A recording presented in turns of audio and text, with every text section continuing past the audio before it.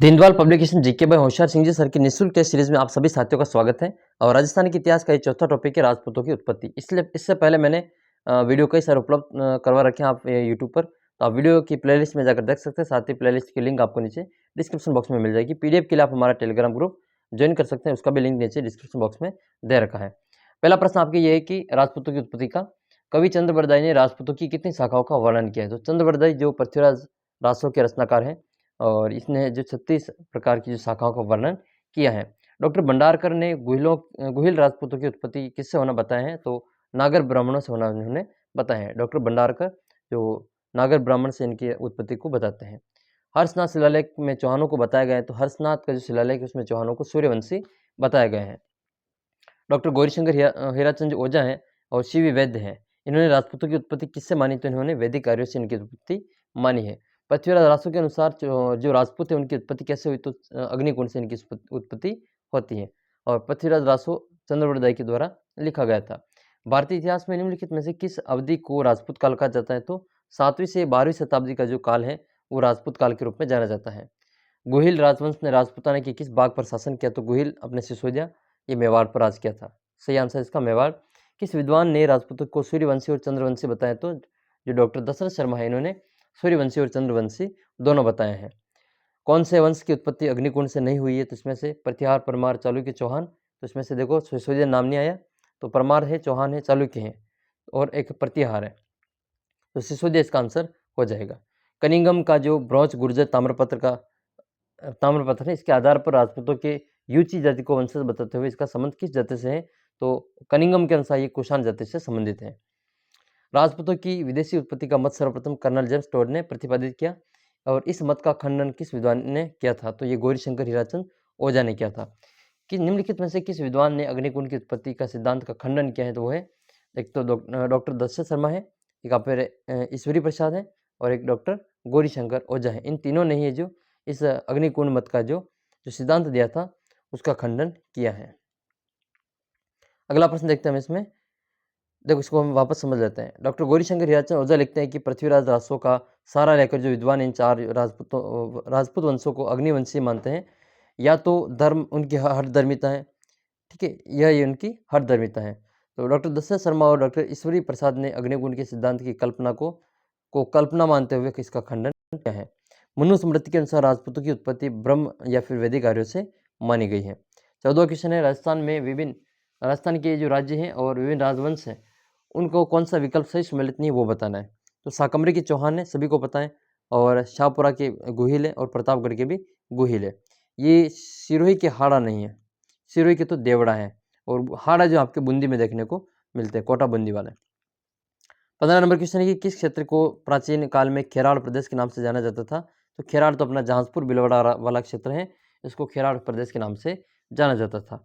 16वां question है कि राजपूतों की उत्पत्ति वैदिक आर्यों की संतान होने की जानकारी किन किन विद्वानों ने दी है। तो ये जो जानकारी दी है, एक तो गौरीशंकर हीराचंद ओझा ने दी है, एक सीवी वैद्य ने दी है। निम्नलिखित में से कौन सा राजवंश और रियासत उनसे सम्मिलित नहीं है। तो इनमें से देखो गोहिल वंश आपके डूंगरपुर, शाहपुरा, बांसवाड़ा और प्रतापगढ़ में थे। चौहान अजमेर, रणथंभौर, नाडोल और सिरोही में थे। और राठौड़ जो थे जोधपुर, बीकानेर, किशनगढ़ और मेरता में थे। बात करें कछवा की, तो कछवा जो आमेर में थे, करौली में नहीं थे, जयपुर में थे, अलवर में नहीं थे, ठीक है, ये आपके कछवा वाला गलत हो जाएंगे। करौली में कौन सा वंश था, आपके यादव वंश था। डूंगरपुर बांसवाड़ा के मध्य का जो प्राचीन भूभाग है वो किस नाम से जाना जाता है। तो डूंगरपुर के मध्य का जो भूभाग है बांसवाड़ा डूंगरपुर वाला, तो आपके मध्य का भूभाग मेवल के नाम से जाना जाता है। बात करते हैं कांठल की, तो माही नदी का जो किनारा है वो कांठल के नाम से जाना जाता है। अगला प्रश्न है कि कौन सा सही सम्मिलित नहीं है, राजवंश और उसकी स्थापना वर्ष। तो किशनगढ़ 1609 में किशन सिंह ने की थी इसकी स्थापना। झालावाड़ ये 1818 में हुई थी, और शाकंभरी 551 ईस्वी में हुई थी वासुदेव के द्वारा। और ये नाडोल जो है आपके पाली में आता है, और नाडोल राज्य की स्थापना 960 में होती है। 20वां प्रश्न आपके सामने कि बीनमाल और आबू में किस वंश का शासन रहा है। तो यहाँ पे चावड़ा राजवंश का शासन रहा था। 21 नंबर क्वेश्चन आपके सामने है। निम्नलिखित में से किस क्षेत्र में कि वो प्राचीन काल में बरड़ नाम से जाना जाता था। तो बूंदी का जो पश्चिम क्षेत्र है उसको पश्चिमी पथरीला बाग, उसको बरड़ नाम से जाना जाता था। और बरड़ का जो किसान आंदोलन है वो भी काफी प्रसिद्ध रहा है।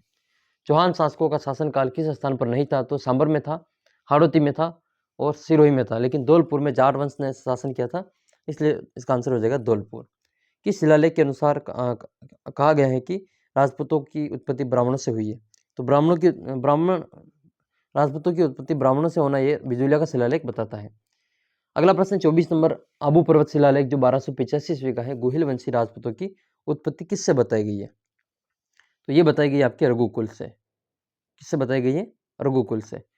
25 नंबर क्वेश्चन है कि कौन सा कुल सही सुमेलित नहीं है? तो जोधपुर के राठौड़ है, जयपुर के है और सिरोही के चौहान है, लेकिन अजमेर के बाटी नहीं है, अजमेर के चौहान ही है। बाटी तो आपको कहाँ देखने को मिलेंगे? बाटी आपके बटनेर वाले इलाके में, जैसलमेर वाले इलाके में देखने को मिलेंगे।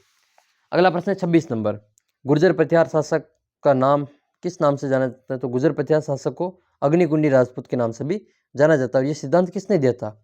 अग्निकुंडी सिद्धांत जो किसके द्वारा दिया गया था? आप कमेंट करके बताना इसका उत्तर। नंबर, वर्तमान नाम और प्राचीन नाम से असम्मिलित बताना है। तो धौलपुर को पहले कोठी कहते थे, बीकानेर को जंगल प्रदेश कहते थे और राती घाटी भी इसको कहा जाता था।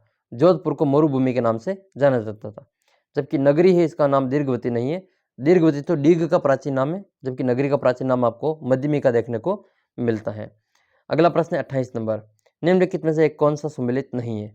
भंडारकर ब्राह्मणों की उत्पत्ति बताते सही है, और कर्नल टोड विदेशियों की संतान मानते, ये भी सही है।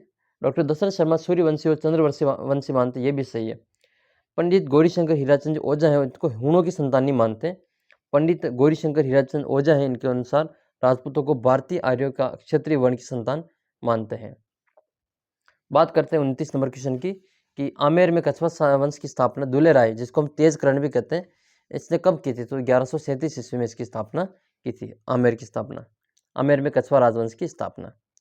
अगला प्रश्न देखते हैं 30 नंबर, राजस्थान में शासन करने वाले प्रमुख राजवंशों में से कौन सा सही सुमेलित नहीं है?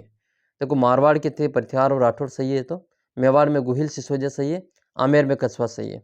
तो ये चावड़ा जो आपके यहाँ पे नहीं थे, चावड़ा तो आपके अबू वगैरह इस क्षेत्र में आते थे, और बीनमाल और अबू में, और सांबर में जो थे आपके चौहान राजवंश थे। अच्छा, चौहान में जो शाकंभरी माता है, इनका मंदिर बना हुआ है। इसके अलावा इनकी प्रारंभिक राजधानी भी वहीं थी। तो चौहान वंश की स्थापना जो सांबर में किसने की थी? इसका उत्तर आप कमेंट करके बताना। तो ये थे आपके राजस्थान के इतिहास और संस्कृति इतिहास के 30 अति महत्वपूर्ण प्रश्न, जो हम 8 से ही भी कम मिनट में आपको कवर करके यहाँ पे करवाए हैं। आशा करता हूँ कि आपको ये वीडियो हेल्पफुल रहा होगा, और आगे भी हम इसी प्रकार की वीडियो अपलोड कर रहे हैं। सभी वीडियो आपको नीचे एक प्लेलिस्ट में मिल जाएंगे, तो आप ये सभी वीडियो देख सकते हैं, और PDF के लिए आप टेलीग्राम ग्रुप ज्वाइन कर सकते हैं। तो मिलते हैं आपको अगले वीडियो में। तब तक आप इस चैनल को सब्सक्राइब कर लीजिए और टेलीग्राम ग्रुप ज्वाइन कर लीजिए, और अच्छा लगे तो वीडियो को थोड़ा बहुत शेयर भी कर सकते हैं। तो मिलते हैं आपको अगले वीडियो में, तब तक जय हिंद, जय भारत।